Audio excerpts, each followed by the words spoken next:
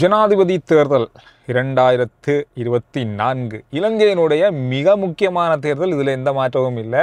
இந்த தேர்தலானது நாங்கள் முதல்ல சொன்ன மாதிரி இது ரெண்டு பக்கம் இருக்குது. இதுவரைக்கும் நாம் பார்த்த தேர்தல் எல்லாமே கொஞ்சம் ரெண்டு பக்க தேர்தல் தான். அதாவது ரெண்டு வேட்பாளருக்கு இடையில் இருக்கிற மிக முக்கியமான போட்டியாக பார்க்கப்பட்ட தேர்தல். ஆனால் இந்த முறை மும்முனை ஒரு போட்டியான தேர்தலாக இந்த தேர்தல் இருக்குது. ஒவ்வொரு நாளும் நாம் பார்க்கும்போது ஒவ்வொரு நாளும் ஒவ்வொரு வித்தியாசமான கருத்து கணிப்புகளை சமூக வலைதளங்களில் ஊடகங்களில் பார்க்க கிடைக்குது. இதில் ஒரு விஷயம் சொல்லப்பட்டிருக்கிறது. தேர்தல் திணைக்களம் சொல்லியிருக்கு, சாதாரணமாக செய்யப்படுகின்ற கருத்து கணிப்புகளை மக்கள் நம்பி அதுதான் சரி அப்படின்னு நினைச்சு உங்களுடைய முடிவுகளை மாற்றிக்கொள்ள வேண்டிய அவசியம் இல்லை, அதை நம்பவும் தேவையில்லை அப்படின்னு சொல்லியிருக்காங்க. ஒவ்வொரு சேனலில் ஒவ்வொரு யூடியூப் சேனலில் இருக்கட்டும், இப்போ நாம் கூட செய்திருக்கோம்.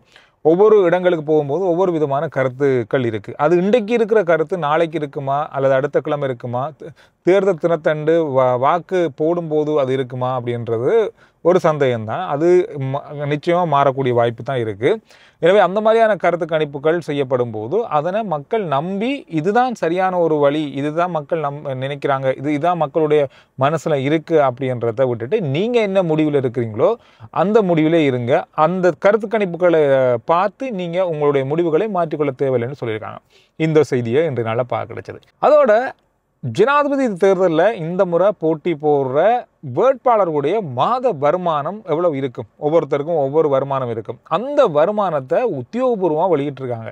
என்னதான் உத்தியோகபூர்வமாக அந்த செய்தியை வெளியிட்டிருந்தாலும் இதில் நிறைய விமர்சனங்கள் செய்யப்பட்டு வருது. குறிப்பாக ஒவ்வொருத்தருக்கும் எவ்வளவு மாத வருமானம் அப்படின்றத உத்தியோகபூர்வமான செய்தித்தளங்களில் பகிர்ந்துருக்காங்க. இதுதானே அவங்களோட வருமானமா அல்லது இதை விட கூடவா இல்லை இதை விட குறையவா அப்படின்றத நீங்கள் முடிவு பண்ணுங்கள். யாருக்கு என்னென்ன வருமானம் அப்படின்றத நான் உங்களுக்கு சொல்கிறேன். அதுலேயும் ஜனாதிபதி ரணில் விக்ரமசிங்கே அவர்களுக்கு தான் மாதத்தில் வர்ற வருமானங்கள் இதுவரைக்கும் ஜனாதிபதி வேட்பாளராக இருக்கின்றவங்களுக்கு வர வருமானத்தோடு அவருக்கு தான் குறைவாக இருக்குது. அது எவ்வளவுன்றதையும் நான் உங்களுக்கு சொல்கிறேன். முதல்ல அவர்றதே சொல்லலாம். 1,79,691 ரூபா ஜனாதிபதி ரணில் விக்ரமசிங்கே அவர்களுடைய மாத வருமானம்.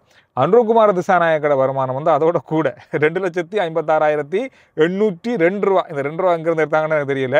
அதோட சஜித் பிரேமதாஸ் அவருடைய வருமானம் 2,95,681 ரூபா. நாமல் ராஜபக்ஷ கொஞ்சம் கூட தான், 4,54,285 ரூபா. அதோட சரத் பொன்சேகா அவர்களுக்கு 3,17,785 ரூபா அவருடைய மாத வருமானம். அதோட அதிக வருமானம் பெற ஒருத்தர் திலீப். இவர் உங்களுக்கு தெரியும் நினைக்கிறேன். திறன டிவியினுடைய சேர்மன். 16,50,000 இவருடைய மாத வருமானமாக இருக்குது. அதோட நுவான் இவருக்கு 3 லட்சம். விஜயதாச ராஜபக்ஷ அவருக்கும் கொஞ்சம் கூடத்தான், அதாவது 13,45,000. எனவே இந்த வருமானம் தான் மாத வருமானமாக இருக்குன்னு சொல்கிறாங்க. இவங்களுடைய மாத வருமானமே இதுதான். இந்த வருமானத்தை எத்தனை பேர் நம்புறீங்க? உண்மையிலேயே இதுதான் அவங்களோட வருமானமா நம்பக்கூடியதாக இருக்கான்றத கருத்தில் சொல்லுங்கள். ஏதோ இப்படி தான் இருக்குது நாட்டில் நிறைய பிரச்சனைகள். ஓகே, அதோட சேர்த்து இன்னொரு முக்கியமான விஷயம், இந்த வருமான வரி அப்படின்னு சொல்லி உங்களுக்கே தெரியும், இறைவனை திரைக்கிறதால கடந்த காலங்களில் அறவிடப்படுது. இந்த அறவுற தொகையானது வீடுகளுக்கு அறவிடப்படுதான்னு கேட்டால் இல்லை. ஆனால் வீடுகளுக்கு தாங்களை இறைவரி திணைக்கள ஊழியர்கள் என்று அடையாளப்படுத்தி கொண்டு உங்களுக்கான வரி இந்த வரியை செலுத்துங்கன்னு சொல்லி ஒரு சில மோசடிகள் நடக்குது அப்படின்னு சொல்லியிருக்காங்க. இறைவரி திணைக்களமே இதை சொல்லியிருக்காங்க. அப்படி வந்தால் நம்ப வேண்டாம்னு சொல்லியிருக்காங்க. எனவே கொஞ்சம் கவனமாக இருங்க. டேக்ஸ் கட்டணும், நீங்கள் இந்த வரி கட்டணும் அப்படின்னு சொல்லி யாராவது வீட்டுக்கு இந்த தொகையை கட்டுங்கன்னு சொன்னால் அதை நீங்கள் உறுதிப்படுத்துறதுக்கு பிறகு அது தொடர்பாக யோசிங்க. ஆனால் இப்போதைக்கு இறைவர் திணைக்களம் சொல்லிக்கிறதுபடி அப்படி வீடுகளுக்கு கட்ட அனுமதிக்கலை அப்படின்னு மாதிரி சொல்லியிருக்காங்க. எனவே இந்த மோசடியிலிருந்து நீங்கள் கொஞ்சம் கவனமாக இருங்க அப்படின்னு சொல்லியிருக்காங்க. இந்த விஷயத்தில் கவனமாக இருங்க. நிறைய இடங்களில் இந்த மோசடி வீடுகளுக்கு நடக்குதுன்னு சொல்கிறாங்க. தேர்தல் முறைப்பாடுகள் நாளுக்கு நாள் அதிகரித்து கொண்டே இருக்குது. தேர்தலண்டா முறைப்பாடு இருக்கத்தான் செய்யும், வன்முறைகள் இருக்கத்தான் செய்யும், கலவரங்கள் இருக்கத்தான் செய்யும், கைகலப்பு இருக்கத்தான் செய்யும். இதுவரைக்கும் 836 தேர்தல் வன்முறை சம்பவங்கள் பதிவாகி இருக்கு அப்படின்னு சொல்லப்பட்டிருக்கு. இந்த விஷயம் இன்றைய நாளில் பார்க்க கிடைச்சது. அதோட வார 2015ஆம் ஆண்டிலிருந்து நான் உங்களுக்கு சொல்லியிருந்தேன் ஒரு 2-3 வீடியோக்கு முதல்லையே. அதாவது சாரதி அனுமதி பத்திரங்கள் இனி சாரதி அனுமதி பத்திரங்கள், அதாவது நம்முடைய ஃபோன்லேயே ஆப் மூலமாக பார்க்கக்கூடிய வகையில் அமைக்கப்படுகின்ற சாரதி பத்திரங்கள், அதாவது டிஜிட்டல் முறையிலான சாரதி பத்திரங்கள்.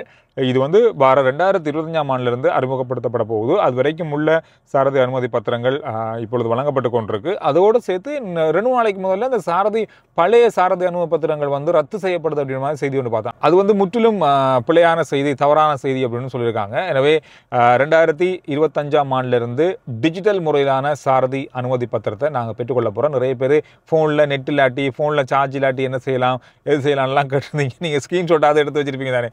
அப்படின்னு சொன்னால் உங்களோட ஐடென்டி கார்டு நம்பரையோ அல்லது உங்களுடைய லைசன்ஸ் நம்பரை கூட சொன்னால் கூட அவங்க, அதாவது போலீஸ் வச்சிருக்கிற அந்த ஆப்பில் பார்க்கக்கூடியதாக இருக்கும். உங்களுக்கு மேலே லைசன்ஸ் இருக்கா அப்படின்றத உங்கள் நம்பர் மட்டும் தான் தேவை. நீங்கள் எங்கேயாவது நம்பர் நோட் பண்ணி வச்சுருப்பீங்க தானே.